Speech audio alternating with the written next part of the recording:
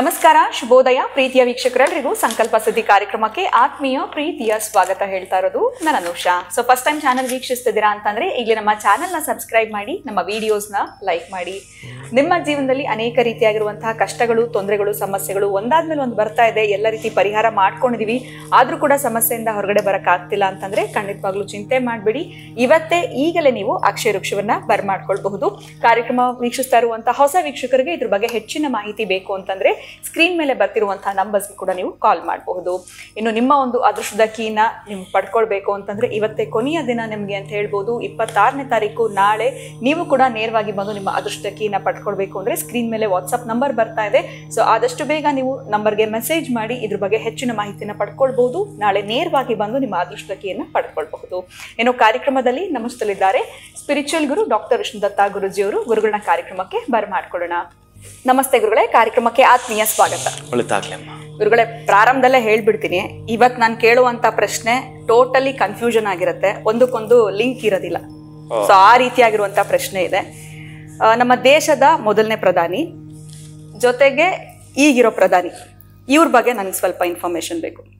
ಅದರ ಜೊತೆನಲ್ಲಿ ಈ ಹೆಣ್ಮಕ್ಳಿಗೆ ತುಂಬಾ ಕಾಮನ್ ಆಗಿ ಈ ಹೇರ್ ಫಾಲ್ ಸಮಸ್ಯೆ ಇದೆ, ಇದು ಯಾಕೆ ಜಾಸ್ತಿ ಇದೆ? ಅದರ ಜೊತೆನಲ್ಲಿ ಈಗ ಒಂದೆರಡು ತಿಂಗಳ ಹಿಂದೆ ಅಷ್ಟೇ ಪ್ಲೇನ್ ಕ್ರ್ಯಾಶ್ ಆಯಿತು. ಇದು ಅದು ಒಂದು ರೀತಿ ವಿಡಿಯೋಸ್ ನೋಡ್ತೀರಿ ಇನ್ನೂ ಬೇಜಾರಾಗ್ತಾನೆ ಇರುತ್ತೆ ಅಂತ ಹೇಳ್ಬೋದು. ಸೊ ಈ ರೀತಿ ಎಲ್ಲ ಆಗಿದೆ. ಇದೆಲ್ಲದಕ್ಕೂ ಒಂದು ಚುಟುಕಾಗಿರುವಂಥ ಉತ್ತರ. ಸೊ ಒಂದಕ್ಕೊಂದು ಕನೆಕ್ಟೆಡೇ ಇಲ್ಲ, ಬಟ್ ಆದರೂ ಕೂಡ ನನಗೆ ಇದಕ್ಕೆ ಉತ್ತರ ಬೇಕು. ಅದರ ಜೊತೆನಲ್ಲಿ 26ನೇ ತಾರೀಕು ನಾಳೆ ಆಲ್ರೆಡಿ ಬಂದಿದೆ. ಅದೃಷ್ಟದ ಕೀ ತಗೊಳ್ಬೇಕು ಅಂತಂದ್ರೆ ತುಂಬಾ ಜನ ವೇಟ್ ಮಾಡ್ತಿರ್ತಾರೆ. ನಾಳೆನೇ ಹೋಗೋದ್ರಿಂದ ಇವತ್ತಿನ ವಿಡಿಯೋನಲ್ಲಿ ಇದ್ರ ಬಗ್ಗೆ ಮಾಹಿತಿ ಕೊಡ್ತೀವಿ ಅನ್ನೋದು ಕೂಡ ಅವ್ರು ವೇಟ್ ಮಾಡ್ತಿರ್ತಾರೆ, ಅವ್ರಿಗೂ ಉತ್ತರ. ಸೊ ಟೋಟಲಿ ಇಷ್ಟಕ್ಕೂ ನನಗೆ ಉತ್ತರ ಬೇಕು ಗುರುಗಳೇ, ಯಾವುದಕ್ಕೂ ಇಂಟರ್ ಕನೆಕ್ಟೆಡ್ ಇಲ್ಲ. ಎಲ್ಲಿಂದ ಎಲ್ಲಿಗೆ ತಾಯಿ ಪ್ರಶ್ನೆ? ಓಂ ವಿಶ್ವಸ್ಮೈ ನಮಃ. ಪ್ರೀತಿಯ ಬಂಧುಗಳೇ, ಮೊದಲ ಪ್ರಧಾನಿ ಏನು ಕನ್ಫ್ಯೂಸ್ ಮಾಡಿದ್ದೀವಿ ಇವತ್ತು. ಒಂದಕ್ಕೊಂದು ಆ ವಿಮಾನ ಅಪಘಾತಕ್ಕೋ, ಆ ಹೆಣ್ಮಕ್ಕಳ ಹೇರ್ ಫಾಲ್ಗೂ, ಪ್ರಧಾನಿಗೂ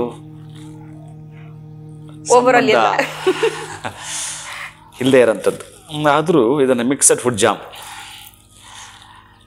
ಮೊದಲ ಪ್ರಧಾನಿ ಅಂದ್ರಲ್ಲ, ನಮ್ಮ ದೇಶದ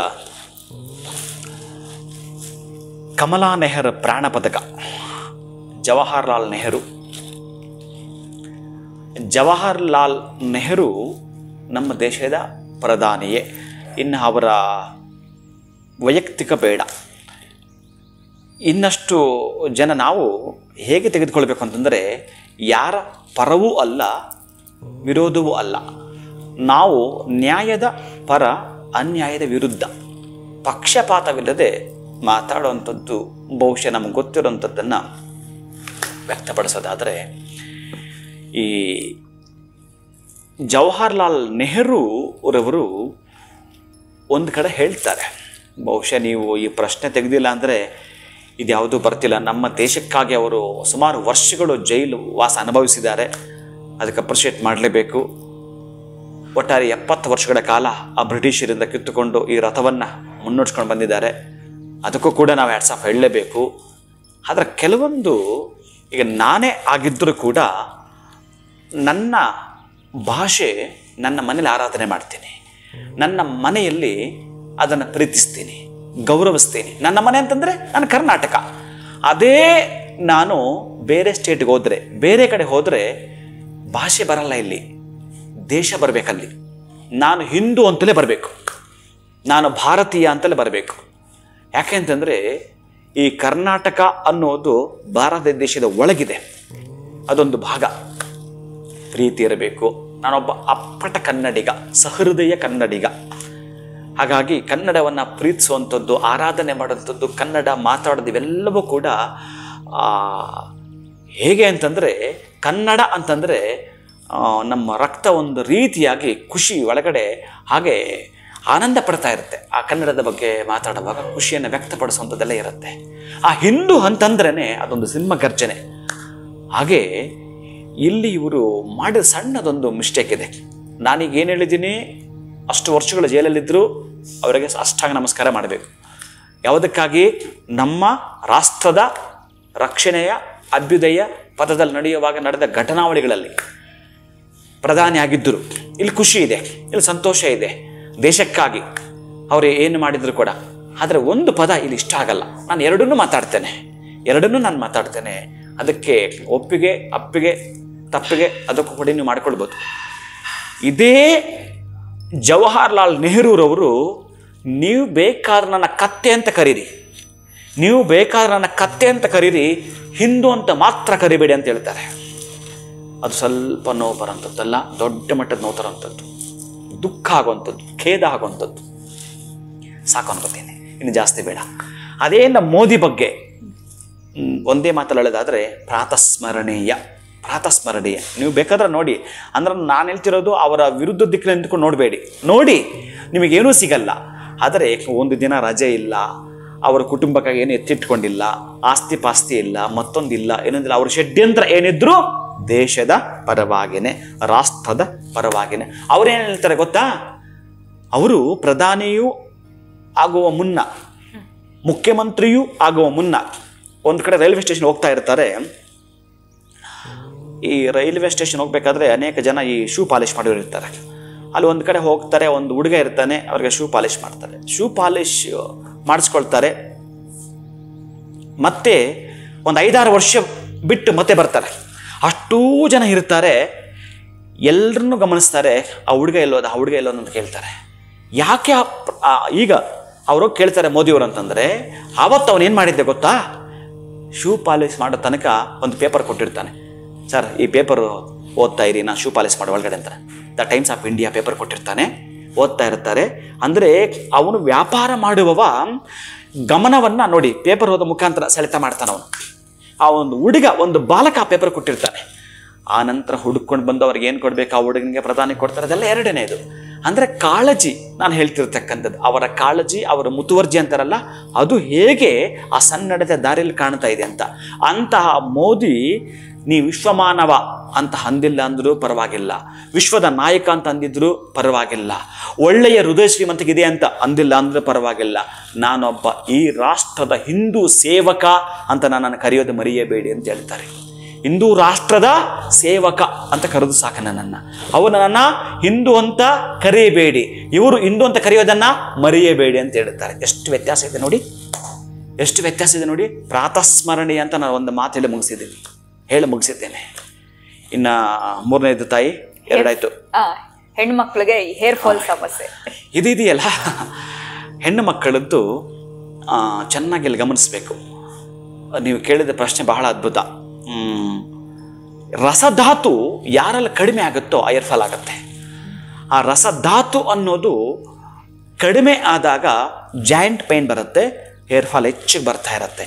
ಇದಕ್ಕಾಗಿ ಹೆಣ್ಣು ಮಕ್ಕಳು ಸ್ವಲ್ಪ ಜಾಸ್ತಿ ಯೂಸ್ ಮಾಡಬೇಕಾಗಿರ್ತಕ್ಕಂಥದ್ದಂತಂದರೆ ಈ ಆರೆಂಜ್ ಫ್ರೂಟು, ಆಮೇಲೆ ಪೊಮೊಗ್ರಾನೆಟ್, ಅದು ಒಂದು, ದಾಳಿಂಬೆ. ಮೂರನೇದು, ಈಗ ಯಾರಿಗೆಲ್ಲ ಅದಾಗಿದೆಯೋ ಗಟ್ಟಿ ಮೊಸರನ್ನು ತಲೆಗಚ್ಕೊಳ್ಳಿ. ಒಂದು ಅರ್ಧ ತಾಸು ಬಿಟ್ಟು ಸ್ನಾನ ಮಾಡಬೇಕಾದ್ರೆ ಶಾಂಪು ಬಳಸಬೇಡಿ. ಮೊಸರು ಹಾಕಿದ್ದಾಗ ಈ ಸೀಗೆಕಾಯಿ ಪುಡಿ ಅದನ್ನು ಬಳಸಿ. ಈ ರೀತಿ 4 ದಿನಗಳಿಗೊಮ್ಮೆ ಹೆಣ್ಣು ಮಕ್ಕಳು ಮಾಡ್ತಾ ಬನ್ನಿ. ಆಗಿರೋರು ಮಾಡ್ತಾ ಬನ್ನಿ, ಅಷ್ಟೇ ಸ್ಟ್ರಾಂಗ್ ಇರುತ್ತೆ. ಯಾರಿಗೆ ಸ್ಟ್ರಾಂಗ್ ಇರಲ್ವ ಅವರಿಗೆ ನನ್ನ ಕೂದಲು ಕೊಡ್ತೇನೆ. ಅಂದರೆ ಅಷ್ಟು ಸ್ಟ್ರಾಂಗ್ ಇರುತ್ತೆ, ಅಷ್ಟು ಅದ್ಭುತವಾಗಿರುತ್ತೆ. ಏರ್ ಫಾಲ್ ಆಗಿದ್ದರೆ ಅವ್ರು ಸ್ವಲ್ಪ ನಿದ್ದೆನೂ ಬರಲ್ಲ. ಈ ರಸಧಾತು ಇಲ್ದಕ್ಕಂಥವ್ರಿಗೆ ಆ ರಸಧಾತು ಬೆಳೀತಕ್ಕಂಥದ್ದು ಮೆಡಿಟೇಷನಲ್ಲೂ ಕೂಡ ಅದೊಂದು ಶಕ್ತಿ ಇದೆ ಬಿಡಿ. ನಿಮಗೆ ಮಿರಾಕಲ್ ಟಿವಿ ಅಂತ ನಾನು ಮುಂದೆ ಮಾತಾಡ್ತೀನಿ, ತಿಳಿಸ್ತಾ ಬರ್ತೀನಿ, ಕೆಲವೊಂದು ಪ್ರಯೋಗ ಮಾಡಿ ತೋರಿಸ್ತೀನಿ. ಅದರಲ್ಲಿ ಅವೆಲ್ಲ ನೀವು ನೋಡ್ತಿರ್ತೀರಿ. ಆದರೆ ಒರಿಜಿನಲ್ ಆಗಿ ನಿಮಗೆ ಆ ರಸಧಾತು ಕಡಿಮೆ ಆದಾಗ ಜಾಯಿಂಟ್ ಪೇನ್ ಅಂತ ಎಲ್ರಿಗೂ, ಹೆಣ್ಮಕ್ಳದ್ದು ಎಲ್ರಿಗೂ ಬರುತ್ತೆ. ಆ ತರಹದ್ದು ಏರ್ ಫಾಲ್ ಆದಾಗ ನೀವು ಮಾಡಲೇಬೇಕಾಗಿರತಕ್ಕಂಥದ್ದನ್ನು ಆ ರೀತಿಯ ಸ್ವಲ್ಪ ಸಾಧ್ಯ ಆದಷ್ಟು ಹಣ್ಣುಗಳನ್ನು ಸ್ವೀಕಾರ ಮಾಡುವಂಥದ್ದು. ಅದು ಹೆಚ್ಚಿಗಲ್ಲ, ಆಯಾಯ ಕಾಲ, ಆಯಾ ಋತುಮಾನಗಳು, ಆ ಋತುಚರ್ಯೆಗೆ ಸಂಬಂಧಪಡ್ತಕ್ಕಂಥದ್ದು, ಆಯಾಯ ಋತುಮಾನಗಳಿಗೆ ಸಂಬಂಧಪಡ್ತಕ್ಕಂತಹ ಕಾಳುಗಳನ್ನು, ಹಣ್ಣುಗಳನ್ನು ಮರೆಯದೇ ತಿನ್ನುವಂಥದ್ದು. ಅದರಲ್ಲೂ ದ್ವಿದಳ ಧಾನ್ಯಗಳನ್ನು ಹೆಚ್ಚಿಗೆ ತಿನ್ನುವಂಥದ್ರಿಂದ ಕೂಡ ಅದು ಕಡಿಮೆ ಆಗ್ತಾ ಬರುತ್ತೆ. ಇದು ಚೆನ್ನಾಗಿ ನೆನಪಿಟ್ಕೊಳ್ಳಿ. ಆಗಿರುವಂಥವ್ರು ಇನ್ನಾಗಬಾರ್ದು ಅಂದರೆ ಗಟ್ಟಿ ಮೊಸರನ್ನು ತಲೆಗಚ್ಕೊಳ್ಳೋದು, ಅರ್ಧ ತಾಸು ಬಿಟ್ಟು ಸ್ನಾನ ಮಾಡುವಂಥದ್ದು. ನೆಕ್ಸ್ಟು ಯಾವುದು ತಾಯಿ? ಅದೇ ಗುರುಗಳೇ, ಈ ವಿಮಾನ ಅಪಘಾತದ್ದು ಇನ್ನೂ ಮನಸ್ಸಲ್ಲಿ ಒಂದು ರೀತಿ ಬೇಜಾರಾಗ್ತಾನೆ ಇದೆ. ಹಿಂಗಾಯ್ತಲ್ಲ, ಯಾಕೆ? ನಿಮ್ಮ ಪ್ರಶ್ನೆ ಚೆನ್ನಾಗಿದೆ ಮಾತ್ರ. ನನಗೆ ಬಹಳ ಬರುತ್ತೆ ಅದು. ರಾತ್ರಿಗಳಲ್ಲಿ ಅವಲೋಕನ ಮಾಡಿಕೊಳ್ತೇನೆ. ಒಂದು ಸಲ ಆ ವಿಮಾನ ಅಪಘಾತ ಆಗಿರತಕ್ಕಂಥ ಸ್ಥಳಕ್ಕೆ ದೈಹಿಕವಾಗಿ ನಾನು ಹೋಗಲಿಲ್ಲ ಅಂದರೂ ಮಾನಸಿಕವಾಗಿ ಹೋಗಿಯೇ ತೀರುತ್ತೇನೆ. ಕೆಲವು ರಾತ್ರಿಗಳು ಸರ್ಚ್ ಮಾಡ್ತೇನೆ. ಇಲ್ಲಿ ನಿಧಾನಕ್ಕೆ ನೀವು ಗಮನಿಸೋದೇ ಆದರೆ ಈ 2 ವೀಲರಲ್ಲಿ ಈ ರಿಸರ್ವ್ ಆಗ್ತಾರೆ. ಮೊದಲು ಈಗ ಬರುತ್ತೋ ಇಲ್ಲೋ ನನಗೆ ಗೊತ್ತಿಲ್ಲ, ಅದೆಲ್ಲ ಹೀಗೆ ಬರುತ್ತೆ ಮತ್ತು ರಿಸರ್ವ್ಗೆ ಹಾಕ್ತಾರೆ. ಆ ಪೆಟ್ರೋಲ್ ಬರ್ತಕ್ಕಂತಹ ಆ ಲಿಂಕ್ ಇರೋಂಥ ಪೈಪಿಗೆ ಆ ಸ್ವಿಚ್ ಬರುತ್ತದಲ್ಲ, ಹಾಗೆ ಆ ವಿಮಾನ ಅಪಘಾತದಲ್ಲಿ ಆ ರೀತಿ ಏನಾದರೂ ಒಂದು ಆಗಿರಬೇಕು, ಸ್ವಿಚ್ ಆಫ್ ಆಗಿರೋಂಥದ್ದು. ಅಥವಾ ಆ ಒಂದು ಇಂಜಿನ್ಗೆ ಕನೆಕ್ಟಿವಿಟಿ ಇರತಕ್ಕಂಥದ್ದು ಏನು ಪೈಪ್ ಇದೆಯೋ ಅದೊಂದು ಪೆಟ್ರೋಲ್ ಪಂಪ್ ಅಥವಾ ಏನಕ್ಕೆ ಸಂಬಂಧಪಟ್ಟಿರ್ತಕ್ಕಂಥದ್ದು ಅಲ್ಲಿ ಆ ಲೂಬ್ರಿಕೆಂಟ್ ಮೂವ್ ಆಗಬೇಕು, ಆ ಆಯಿಲ್ ಮೂವ್ ಆಗಬೇಕು.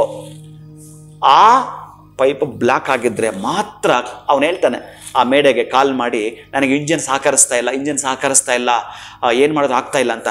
ಅವ್ರು ಕೇಳಿಸ್ಕೊಳ್ತಾ ಇದ್ದಾರಲ್ಲ, ಅವ್ರು ಕೇಳಿಸ್ಕೊಳ್ತಾ ಇರೋವಂಥದ್ದನ್ನು ಯಾಕೆ ಅವ್ನು ಸಹಕರಿಸ್ತಾ ಇಲ್ಲ ಅಂತ ಈಗಲೂ ಕೂಡ ಚೆಕ್ ಮಾಡಿದೆ, ಪರೀಕ್ಷೆ ಮಾಡಿದ್ರೆ ಅಲ್ಲಿ ಈಗಲೂ ಬೀಡುಬಿಟ್ಟಿದ್ದಾರೆ ಸೈಂಟಿಸ್ಟ್, ವಿಜ್ಞಾನಿಗಳು ಇದ್ದಾರೆ ಅಲ್ಲಿ.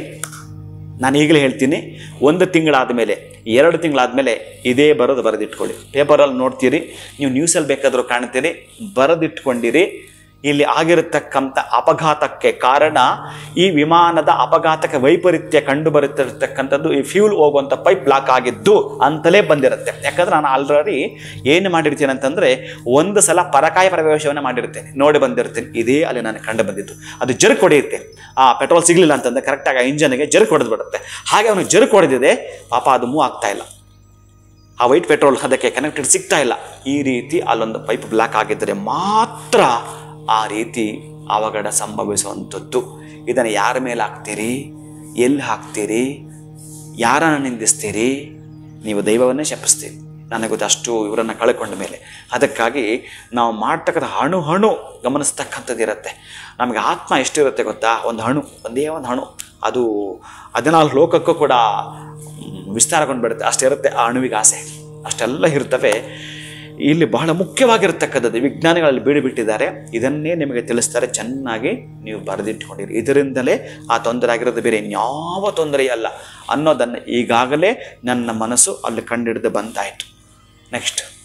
ನೆಕ್ಸ್ಟ್ ನಾಳೆ 26ನೇ ತಾರೀಕು.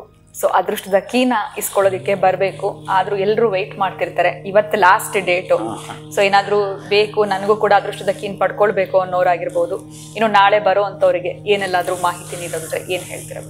ಈಗಷ್ಟೇ ನಾನು ಹೇಳಿದೆ, ನನ್ನ ಪರಕಾಯ ಪ್ರವೇಶ ಮಾಡಿ ಅಲ್ಲಿ ನೋಡಿ ಬಂದಿರ್ತೀನಿ. ಅದಕ್ಕೆ ಸಂಬಂಧಪಟ್ಟದ್ದು ಅದು ಆಗಿ ಹೋಗಿದೆ, ಮುಗಿದು ಹೋಗಿದೆ, ಇನ್ನೆಂದೂ ಹಾಗಾಗಬಾರದು ಅಂದರೆ ಗಮನಿಸ್ಕೋಬೇಕು, ನಾವು ಎಚ್ಚೆತ್ಕೊಳ್ಬೇಕು. ಹಾಗೆ ನನ್ನ ಈ ಒಂದು ಭಕ್ತ ಸಮೂಹ ನನ್ನ ನಂಬಿರ್ತಕ್ಕಂಥ ನಾನು ಗಮನಿಸಿರ್ತೀನಿ, ಅರೆ ಇವ್ರಿಗೇನು ಅವಶ್ಯಕತೆ ಇದೆ ಅಂಥ ಅವಶ್ಯಕತೆಯೇ ಈ ಕೀ. ಅವರಿಗೆ ಬೇಕಾಗಿರತಕ್ಕಂಥದ್ದು ಯೂನಿವರ್ಸಲ್ ಆಗಿ ಎಲ್ಲದಕ್ಕೂ ಉಪಯೋಗವಾಗಬೇಕು ಅಂತಂದರೆ ಅದೊಂದು ಕೀ ರೀತಿಯಲ್ಲಿ ಇರುತ್ತೆ. ಅದು ಆ ಕೀ ರೀತಿಗಿರ್ತಕ್ಕಂತಹದ್ದು ಆ ಯಂತ್ರಗಳನ್ನು ನಾನು ಏನು ಕೊಟ್ಟಿರ್ತೀನೋ ಅದರೊಳಗಡೆ ಬೀಜಾಕ್ಷರಗಳನ್ನು ಹಾಕಿ ಮಾಡಿರತಕ್ಕಂತಹದ್ದು. ಅದೊಂದು ಅಕ್ಷತೆಯ ಪ್ರಸಾದ, ಕುಂಕುಮದ ಪ್ರಸಾದ ಅವರ ಜೊತೆಗೆ ಇಟ್ಕೊಳ್ತಾರಲ್ಲ, ಅದು ಅಭ್ಯುದಯವನ್ನು ಮಾಡಿಕೊಡುವಂಥದ್ದು, ಅಭಿವೃದ್ಧಿಯನ್ನು ಮಾಡಿಕೊಳ್ತಕ್ಕಂತಹದ್ದು. ಕೆಲವೊಬ್ಬರಿಗೆ ಬೇಗ ಆಗಬಹುದು, ಇನ್ನು ಕೆಲವರಿಗೆ ನಿಧಾನ ಆಗಬಹುದು. ಒಟ್ಟಾರೆ ನೀವಂದುಕೊಂಡಿರ್ತಕ್ಕಂತಹದ್ದು ಏನು ಇದೆಯೋ ಬರಮಾಡಿಕೊಳ್ಳಲಿಕ್ಕಿರ್ತಕ್ಕಂಥದ್ದು. ಯಾವುದೋ ಒಂದು ಕಥೆಯಲ್ಲಿ ಬರುತ್ತೆ, ಅವನೊಬ್ಬ ಬಡ ಬ್ರಾಹ್ಮಣ ಅಂತ. ಆದರೆ ಅವನ ಕರ್ಮಾನುಸಾರದಿಂದ ಬ್ರಾಹ್ಮಣ, ಇವನು ಮಾಡೋ ಕೆಲಸದಿಂದ ಅದರಿಂದ ಹೊರಗೆ ಬರಬಹುದಂತೆ. ನೀನು ಹುಟ್ಟಬೇಕಾದ್ರೆ ಬಡವನಾಗಿ ಹುಟ್ಟು ಪರವಾಗಿಲ್ಲ, ಸಾಯಬೇಕಾದ್ರೆ ನೀನು ಬಡವನ ಸಾಯೋ ಹಾಗಿಲ್ಲ, ಶ್ರೀಮಂತನಾಗೆ ಸಾಯಿ. ಅದಕ್ಕೆ ಕಾರಣ ನೀನೇನು ಗೊತ್ತಾ, ಆಕ್ಟಿವ್ ಆಗಿರಬೇಕು. ನೀನು ಕೆಲಸ ಮಾಡಬೇಕು. ನೀನು 1000 ಸಲ ಸೋತಿದೆ ಕಣಯ್ಯ, ಆದರೆ ಒಂದು ದಿನ ಎದ್ದು ಮೇಲೆ ಬಾ. ಅದಕ್ಕೆ ನೀನೇನು ಮಾಡಬೇಕು ಅಂತಂದ್ರೆ ಪ್ರತಿನಿತ್ಯ ನೀನು ನಿನ್ನ ದುಡಿತದ ಪ್ರಯತ್ನ ನಿಲ್ಲಿಸಬಾರದು. ನಿನಗೆ ಜ್ವರ ಬಂದಿದ್ರೂ ಸರಿಯೇ, ನೀನು ಕೆಲಸ ಮಾಡಬೇಕು. ನನ್ನ ಸಿದ್ಧಾಂತ ಅದು. ಏನೋ ಒಂದು ರೀತಿಯಲ್ಲಿ ಒಟ್ಟಾರೆಯಾಗಿ ನಿನ್ನ ದೇಹದ ಆರೋಗ್ಯವನ್ನು ಕಾಪಾಡಿಕೊಳ್ಳುತ್ತಾ ನೀನು ಕೆಲಸ ಮಾಡಬೇಕಾಗತ್ತೆ. ಪ್ರಗತಿಯ ಕಡೆ ನೀನು ಬರಬೇಕು ಅಂತಂದರೆ ಅದಕ್ಕಾಗಿ ಈ ಅದೃಷ್ಟದಕ್ಕೆ ಅವರು ಕೆಲಸ ಮಾಡಲಿಕ್ಕೆ ಇರುವಂಥದ್ದು ಒಂದನೇದು. ಇನ್ನು ಎರಡನೇದು, ಯಾರು ಪಡ್ಕೊಳ್ಬೇಕಾಗಿದ್ದರೂ ಕೂಡ ಇವತ್ತೇ ಕೊನೆಯವರೆಗೆ. ಬಹುಶಃ ನೀವು ಹೇಳಿದಾಗಬೇಕಾದ್ರೆ ತರಿಸ್ಕೊಳ್ಬಹುದು, ಇವತ್ತು ಇನ್ನು ನಾಳೆ ಕೂಡ ಬುಕ್ ಮಾಡಿ ತೆಗೆದುಕೊಳ್ತೀವಿ ಅಂತಕ್ಕಂಥವ್ರಿಗೂ ಕೂಡ ಅವರ ಅಡ್ರೆಸ್ಸನ್ನು ಕೊಟ್ಟಾಗ ಇವರು ಯಾವ ರೀತಿ ಸಹಕರಿಸ್ತಾರೆ ಆ ರೀತಿಯಾಗಿ ಅವರಿಗೆ ಕಳಿಸ್ಕೊಡುವಂಥದ್ದು ಇರುತ್ತೆ. ಮತ್ತು ಸಂಡೆಯಿಂದ ಆದರೆ ನೀವು ಬುಕ್ ಮಾಡೋದು ಸಮಂಜಸವಲ್ಲ. ಈಗಲೇ ಇದನ್ನು ಕೊಟ್ಟಿರ್ತೇನೆ. ಸೊ ಆ ವಿಚಾರವಾಗಿ ಕರೆ ಮಾಡುವಂಥ ಅವಶ್ಯಕತೆನೂ ಇಲ್ಲ ಭಾನುವಾರದಿಂದ ಅಂತ. ಅದು ಕರೆಕ್ಟ್ ಅಲ್ಲ. ಇಷ್ಟು ಹೇಳಿದ ಮೇಲೆ ನೀವು ಸಂಡೇ ನಾನು ಅಪ್ಪಿ ಮಾಡ್ತೀನಿ ಅಂದರೂ ಕೂಡ ಎಸ್. ಈ ಮೊನ್ನೆ ನಾವು ಈ ಅಯೋಧ್ಯೆನ ಒಂದು ಕಾರ್ಯಕ್ರಮ ಮಾಡಿದ್ವಿ, ಕಲ್ಯಾಣೋತ್ಸವ ಅಂತ. ಕಲ್ಯಾಣೋತ್ಸವಕ್ಕೆ ಇಲ್ಲಿ ನಾವು ಫ್ಲೈಟ್ ಬುಕ್ ಮಾಡಿದರೆ 2 ತಾಸು ಮೊದಲು ಬರಬೇಕು. ನಿಮ್ಗೆ ಗೊತ್ತಿರೋಂಥದ್ದಲ್ಲ. ಒಂದಷ್ಟು ಜನ ಅಲ್ಲ 10 ಜನ ಲೇಟಾಗಿ ಬಂದರು. ವಿಮಾನ ಇರುತ್ತಾ? ಕಾಯ್ತವ್ರಿಗೆ ಇಲ್ಲ. ಮತ್ತೆ ಎಕ್ಸ್ಟ್ರಾ ಬುಕ್ ಮಾಡಿದೆ ನಾನು ಅವ್ರಿಗೆ. ಬಹಳ ದೊಡ್ಡ ತಲೆನೋವಾಯ್ತು ನನಗಲ್ಲಿ. ಈ ಥರದ್ದು ಬಹಳ ಎಲ್ಲ ಅದನ್ನು ಪ್ರಚುರಪಡಿಸೋಕ್ಕೂ ಆಗಲ್ಲ. ಈಗ ನೋಡಿ ಸಮಯ ಬಂದಿದೆ, ಅದೊಂದು ಮೆಸೇಜ್ ನಾನು ಕೊಡಬೇಕಾಯ್ತು. ವಿಮಾನ ಹೋದ್ಮೇಲೆ ನೀವು ಬಂದಿದ್ದೀರಿ ಸರಿ, ನಾನು ಏನು ಮಾತಾಡೋ ಹಾಗೆಲ್ಲ. ಕಾರಣ ಏನು? ನೀವು 2 ತಾಸು ಲೇಟಾಗಿ ಬರ್ತೀರೋ, 4 ತಾಸು ಲೇಟಾಗಿ ಬರ್ತೀರೋ, ಆವಾಗ ನಾನು ನಿಮ್ಮನ್ನು ಅಯೋಧ್ಯೆ ಕರೆದುಕೊಳ್ಳಲೇಬೇಕು. ನನ್ನ ಧ್ಯೇಯವದು, ನನ್ನ ಸಂಕಲ್ಪವದು ಮಾಡ್ಕೊಂಡಿರುತ್ತೇನೆ. ಆದರೆ ಆ ವಿಮಾನ ಅಂತೂ ನಿಮಗೆ ಸಿಗಲ್ಲ. ಹಾಗೆ ಈ ಅದೃಷ್ಟದ ಕೀ ಅಂತೂ ನಿಮಗೆ ನೆಕ್ಸ್ಟ್ ಡೇ ಸಿಗಲ್ಲ. ಬೇರೆ ರೀತಿಯಲ್ಲಿ ಇರಬಹುದು, ಬೇರೆ ಇನ್ನೊಂದು ರೀತಿಯಲ್ಲಿ ಅದಕ್ಕೆ ಅರ್ಥ ಇರಬಹುದು. ಆದರೆ ಈ ಅದೃಷ್ಟ ಕೀ ನೀವು ಶನಿವಾರವೇ ನೀವು ಪಡೆದುಕೊಳ್ಳಲಿಕ್ಕೆ ಸಮಂಜಸ. ಕೊನೆ ದಿನವೂ ಇನ್ನೊಂದು ಬೇಕು ಅಂತಂದರೆ ಮತ್ತು 11 ಪೌರ್ಣಿಮೆಗಳನ್ನು ಕಾದೇ ಅದನ್ನು ಪಡ್ಕೊಳ್ಬೇಕಾಗತ್ತೆ. ಖಂಡಿತ ಗುರುಗಳೇ. ಸೊ ಒಟ್ಟಾರೆ ಕನ್ಫ್ಯೂಷನ್ ಕ್ವೆಶನ್ ನಿಮ್ಮ ಮುಂದೆ ಇಡುವಾಗ ಸ್ವಲ್ಪ ನನ್ಗೆ ಕೂಡ ಭಯ ಇತ್ತು, ಎಲ್ಲಿ ಗುರುಗಳು ಬೈಕ್ ಬಿಡ್ತಾರೋ, ಉತ್ತರ ಕೊಡ್ತಾರೋ ಇಲ್ವೋ ಅಂತ. ಆದರೆ ಒಟ್ಟಾರೆ ಇಲ್ಲಿ ನಾವು ನೆಹರು ಬಗ್ಗೆ ತಿಳ್ಕೊಂಡ್ವಿ, ಮೋದಿಜಿಯವ್ರ ಬಗ್ಗೆ ತಿಳ್ಕೊಂಡ್ವಿ, ಹೆಣ್ಣು ಮಕ್ಕಳಿಗೆ ಹೇರ್ ಫಾಲ್ ಸಮಸ್ಯೆಗೆ ರೆಮಿಡೀಸು ಅಥವಾ ಹೇರ್ ಫಾಲ್ ಆಗಬಾರ್ದು ಅಂದರೆ ಹೇಗೆ ಸಂರಕ್ಷಣೆ ಮಾಡ್ಕೊಳ್ಬೇಕು, ವಿಮಾನ ಅಪಘಾತಕ್ಕೆ ಏನು ಕಾರಣ ಆಗಿರುತ್ತೆ ಅದನ್ನು ಕೂಡ ನಮ್ಗೆ ತಿಳಿಸ್ಕೊಟ್ರಿ. ಇನ್ನು ವಿಶೇಷವಾಗಿ ಅದೃಷ್ಟದ ಕೀನ ಹೇಗೆ ಪಡ್ಕೊಳ್ಬೇಕು ಇದ್ರ ಬಗ್ಗೆ ಕೂಡ ತಿಳಿಸ್ಕೊಟ್ಟಿದ್ದೀರಾ. ಇಷ್ಟೆಲ್ಲ ಅದ್ಭುತವಾಗಿರುವಂಥ ಮಾಹಿತಿನ ನಮಗೆ ಕೊಟ್ಟಿದ್ದಕ್ಕೆ ತುಂಬ ಹೃದಯದ ಧನ್ಯವಾದಗಳು ತಮಗೆ. ನಮಸ್ಕಾರ. ಹರೇ ಶ್ರೀನಿವಾಸ. ಸೊ 26ನೇ ತಾರೀಕು ನಾಳೆನೇ ಇರುವಂಥದ್ದು. ಆದಷ್ಟು ಬೇಗ ನೀವು ಸ್ಕ್ರೀನ್ ಮೇಲೆ ಬರ್ತಿರುವಂಥ ವಾಟ್ಸಪ್ ನಂಬರ್ಗೆ ಕಾಲ್ ಮಾಡಿ ನೇರವಾಗಿ ಬಂದು ಅದೃಷ್ಟಕೆಯನ್ನು ಪಡ್ಕೊಳ್ಬೋದು. ಇನ್ ಕೇಸ್ ನೀವು ಬರೋದಕ್ಕಾಗೋದಿಲ್ಲ, ನೇರವಾಗಿ ತರಿಸ್ಕೊಳ್ಬೇಕು ಅಂತಂದರೆ ಒಂದೇ ಒಂದು ಅವಕಾಶ ಇದೆ. ಸೊ ಸ್ಕ್ರೀನ್ ಮೇಲೆ ಬರ್ತಿರುವಂಥ ವಾಟ್ಸಪ್ ನಂಬರ್ಗೆ ನೀವು ಈಗಲೇ ಮೆಸೇಜ್ ಮಾಡೋದ್ರಿಂದ ನಿಮಗೆ ಹೆಚ್ಚಿನ ಮಾಹಿತಿ, ನಿಮ್ಮ ಒಂದು ವಿಳಾಸವನ್ನು ನೀಡೋದ್ರಿಂದ ನೀವು ನೀಡುವಂಥ ವಿಳಾಸಕ್ಕೆ ಅದೃಷ್ಟದ ಕೀನ ಕಳಿಸ್ಕೊಡ್ತಾರೆ. ಇದು 25ನೇ ತಾರೀಕು, ಇವತ್ತೇ ಲಾಸ್ಟ್ ಡೇಟ್ ಇರುವಂಥದ್ದು. ಸೊ ಮತ್ತೆ ನೀವು ನಂತರ 27 ನಂತರ ಎಲ್ಲ ಟ್ರೈ ಮಾಡಿದ್ರೆ ಖಂಡಿತವಾಗ್ಲೂ ಇದು ಸಾಧ್ಯ ಇರೋದಿಲ್ಲ ಅನ್ನೋದ್ರ ಬಗ್ಗೆ ಗುರುಗಳು ತಿಳಿಸ್ಕೊಟ್ಟಿದ್ದಾರೆ. ಸ್ಕ್ರೀನ್ ಮೇಲೆ ಬರ್ತಿರುವಂಥ ನಂಬರ್ಗೆ ನೀವು ಮೆಸೇಜ್ ಮಾಡೋದ್ರಿಂದ ಹೆಚ್ಚಿನ ಮಾಹಿತಿಯನ್ನು ಕೂಡ ಪಡ್ಕೊಳ್ಳಿ ಅಂತ ಹೇಳ್ತಾ ವಿಡಿಯೋನ ಮುಗಿಸುವಂತಹ ಸಮಯ ಆಗಿದೆ. ನಮಸ್ಕಾರ.